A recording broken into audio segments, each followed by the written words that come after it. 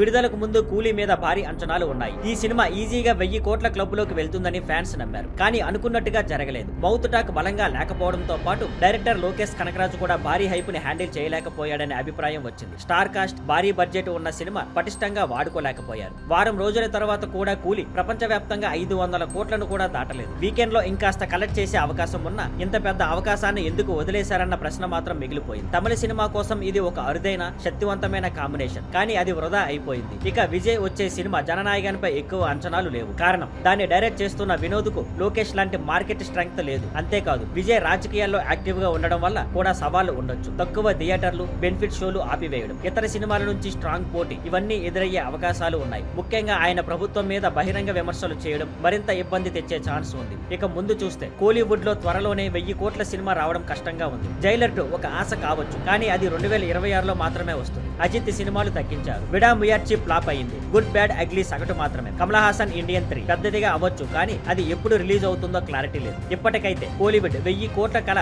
దూరంగా అనిపిస్తుంది. Thank you for watching. Please like, share and subscribe.